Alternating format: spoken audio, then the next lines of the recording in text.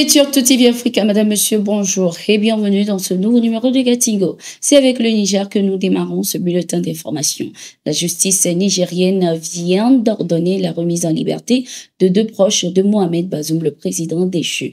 Il s'agit notamment d'Abdourahmane Ben Amae, un journaliste travaillant auprès de la présidence sous le mandat de Mohamed Bazoum et de Mohamed Mbarek, cousin de l'épouse de l'ancien président. Ces deux personnes avaient été arrêtés lors de la tentative d'évasion de l'ancien président nigérien. Ils ont été de ce fait accusés de complot contre l'autorité de l'État. Maître Ibrahim Dibo, l'avocat des deux accusés, a souligné que leurs droits avaient été bafoués étant donné qu'ils n'avaient pas été présentés à un juge dans le délai légal de mois maximum de garde à vue. Il a également déclaré que malgré les accusations graves portées contre eux, le juge avait fait preuve de courage en ordonnant leur libération, affirmant ici le respect de la loi. Nos clients ont été respectivement arrêtés le 19 octobre et le 7 novembre dernier et à ce jour, ils n'ont pas été présentés à un juge. Or, la loi en la matière dit bien que leur garde à vue, parce qu'ils sont en garde à vue, ne doit pas dépasser un délai d'un mois maximum. On les accuse d'infractions très graves de complot contre l'autorité de l'État. Et malgré tout, à ce jour, ils n'ont pas été présentés à un juge. Ils sont entre les mains de la gendarmerie, pour ne pas dire entre les mains du CNSP, parce que la gendarmerie répond aux injonctions du CNSP. Si le juge aujourd'hui ordonne qu'on les libère, ce n'est que justice. Il n'a fait que dire le droit et nous sommes très satisfaits de ce juge-là qui a eu le courage quand même de dire aux autorités en place respecter le droit en ordonnant la mise en liberté des mises en cause, a-t-il indiqué. En octobre 2023, les nouvelles autorités du Niger ont annoncé que le président déchu Mohamed Bazoum a essayé de s'échapper de sa résidence surveillée avec sa famille. Selon le communiqué du gouvernement nigérien, Mohamed Bazoum prévoyait se rendre dans une planque à la périphérie de Niamey avant de rejoindre un pays étranger. Depuis lors, aucun détail ne filtre sur le nouveau lieu de détention de l'ex-président. Depuis le coup d'État du 26 juillet 2023, Mohamed Bazoum, le président déchu, aurait refusé de démissionner, s'accrochant à un pouvoir qui lui a manifestement échappé. Mohamed Bazoum aura cru jusqu'au bout à sa réinstallation au pouvoir par le biais de la Communauté économique des États de l'Afrique de l'Ouest, CEDEAO.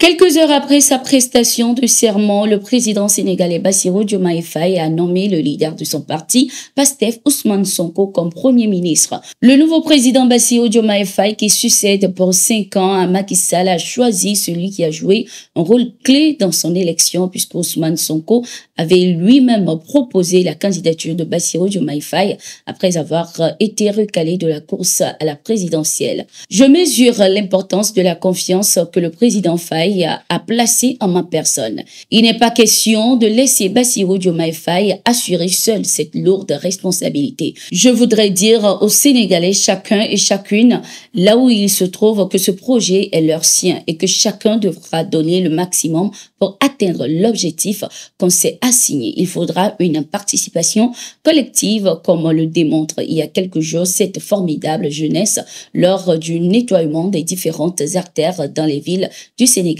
a laissé entendre le Premier ministre Ousmane Sonko.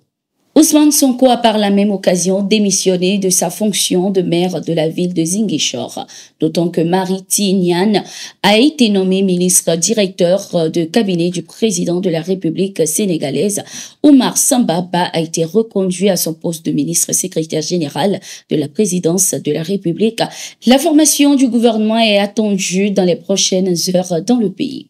Au Gabon, le dialogue national s'est ouvert ce 2 avril 2024 dans le pays, initié par les autorités de la transition. Cette rencontre vise la restauration des institutions du pays après le coup de force contre l'ex-président Ali Bongo Ondimba. Le président du dialogue national inclusif, Monseigneur Jean-Patrick Ibaba, a placé les travaux sous le signe d'un Gabon nouveau.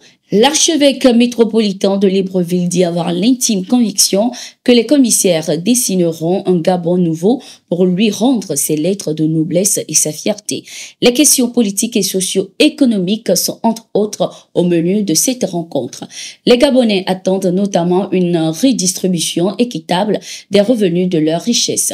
Il est temps que les richesses du Gabon profitent aux Gabonais. Il est temps que l'argent du pétrole profite au peuple gabonais, déclare Sylvain Mayabi Biné, syndicaliste.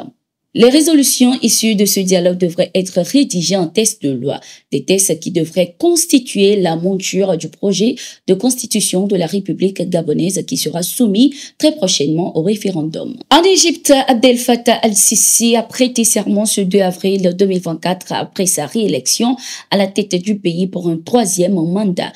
Au pouvoir depuis 2013, Abdel Fattah al-Sisi devrait rester à son poste jusqu'en 2030.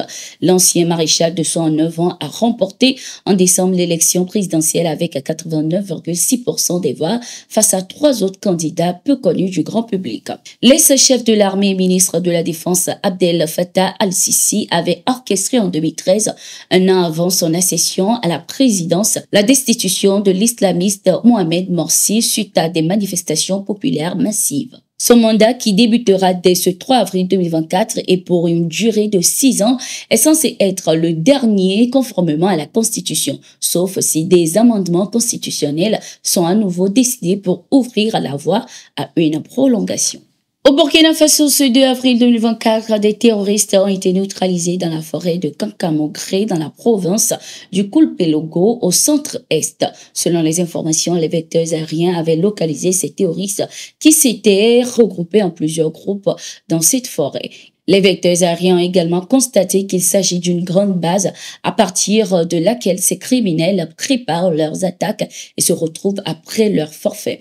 Les pilotes ont alors largué plusieurs puissantes bombes sur eux jusqu'à l'anéantissement de cette base. C'est la fin de cette édition. Merci d'être resté avec nous. Nous sommes en continu sur nos différentes plateformes.